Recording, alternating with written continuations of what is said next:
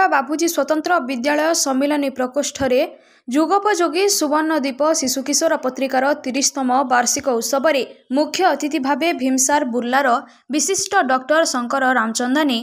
मुख्य वक्ता भावे एडवोकेट किरण मिश्र, सम्माननीय अतिथि भावे मनोरंजन मेहर, जसवीर सिंह सैनी और स्कूल प्रधान शिक्षक किशोर साहू जोगदे सुवर्णद्वीप पत्रिकार 30 वर्षर नियमित प्रकाशन तथा प्रतिष्ठा सृष्टि करने भूमिका को नहीं भूयसी प्रशंसा करथिले।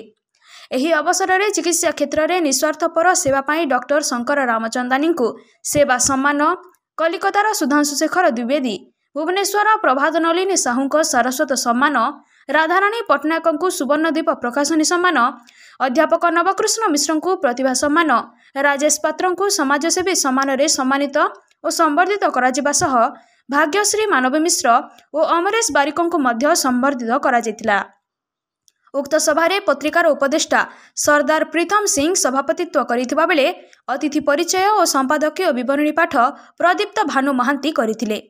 एही सभारे सुवर्णद्वीपर 30तम वार्षिक संख्या सह सुधांशुशेखर द्विवेदी रचित कलिजुग श्रेष्ठ और बानर हेले विश्वकर्मा अतिथि मानक द्वारा उन्मोचित होइतिला। उक्त सभारे काव्या त्रिपाठी गिटार वादन सह बापूजी विद्यालय छात्रीगण स्वागत संगीत गान करथिले एवं सान डांस एकाडेमीर छात्र छात्री और अभिमन्यु दुबे नृत्य परिवेषण करथिले। संचिता पात्र, श्रीशांत पंडा, साईश्री प्रियदर्शिनी, निखिलेश मिश्र, अर्पित रथ और अंशिका नाग को मध्य पुरस्कृत करा जायतिला। एही सभारे सागरिका पाणिग्राही, कविता देवता, डॉक्टर तपस्विनी गुरु, मिनती दास, भूमिसुता साहू, तपस्विनी महापात्र, नुरावती साहू, संतोषिनी दास मानपत्र पठन करिथिबा बेले बासंती गुरु, दयानिधि महापात्र, सुशीला पशायत प्रमुख सहयोग करथिले।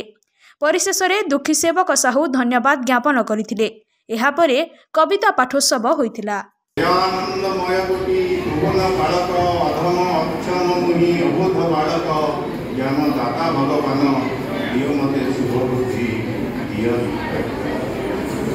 शिशु हिसाब से कहना चाहिए तेरे कहवा को आसनी शुणा को आसी शिखा को आसनी शिखा को आसी कही तो कही मुक्त कंठे सेवक मोर कहे आज बुझी मुनि सिखाऊली मुझी आज पराण दे ना बहुत रकम शिक्षा दे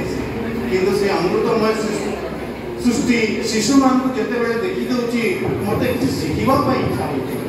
कारण से भूमि में पढ़ा दिन ठू जहाँ जहाँ कार्य कर आसूसी शिखा अपेक्षा शिखा जिन तेरे निश्चित भाव में आज जिते कष्ट भाव में ढड़ा मोर कहीं मन पड़ जा गीत को बजारे बजारे बाइल बजा चौदिग आज सजारे सजा के नुआ आनंद आनी अगस्ट 15 आसी पुणी यही दिन आम स्वाधीन हेलु विदेशी हाथ शासन नेलु आम जड़बद्ध देश भारी भल लगुच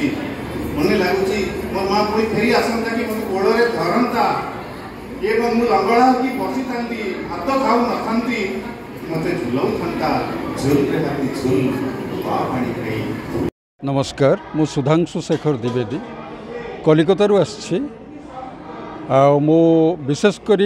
शिशु साहित्य लेखे। शिशु साहित्य भितर लोककथा विशेषकर लेखे। लोककथा विषय मु बहुत लिखी एवं मोर 8 खंड पुस्तक प्रकाश पाई सारी लोककथार। यह व्यतीत अन्य साहित्य भी रचना करे किंतु शिशु मानकर साहित्य पाई मते बहुत भल लगे एवं शिशु को नहीं मु बहुत गुड़िए कविता भी लिखी। प्रोग्राम पाई मु आसी सुवर्णद्वीप प्रोग्राम रे मु भाग नहीं एवं मते प्रदीप्त भानु सर निमंत्रित करी आनिछंती सम्मानित करिया पाई। ए सम्मान रे मु आज भाग नहीं पारिछि सेथि मु निजको बहुत बड़ धन्य मने करुछि एवं सार को मध्य बहुत धन्य देउछि। सार जो 30 वर्ष धरी ए पत्रिका चलई आसी या बड़ कि ना आज्ञा। जो 30 वर्ष धरी जड़े पत्रिका चलैबा बड़ कष्ट बड़ असहज आज्ञा। ये जो पत्रिका चलैबा खाली टिके कथा नुहे माने सारा माने समस्त शिशु मानू को नहीं एवं जो लेखक लेखिका मानू को नहीं रचना करवा एवं ता भीतर भी कोरोना समय रे ये जो पत्रिका चलैबा यहाँ खूब साहसी कथा आज्ञा यहाँ निश्चित भाव में चलो आहरी आग को चालू ये पत्रिका आग को आहरी जेते दूर चली पार चालू ताहा ही मोर कामना। जुगोपयोगी सुवर्णदीप शिशु किशोर पत्रिका आज दिन में 30 वर्ष रे पदार्पण कला एवं यही पत्रिकाटी प्रथम संपादना यार आरंभ करते आमर श्रीमान प्रदीप्त भानु महांती महोदय जहाँकि आज पर्यंत सही तार प्रकाशनी बजाय रही एपरिक कोरोना समय आमे मु सह संपादक हिसाब से सहयोग करी आज पर्यंत मु तांको संगरे अच्छी सह संपादक भाव में एवं यही पत्रिका को आमे अति विभिन्न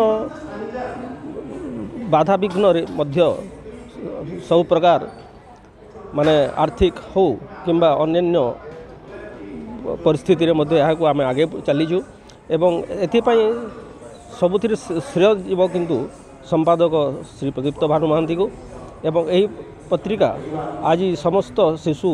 किशोर मानू माने गोटे सुजोग देछि ताकर प्रतिभा को जागृत करने यही पत्रिका आगे चलो एवं आमे माने समस्ते तांको सहयोग करिवो आकु आकु।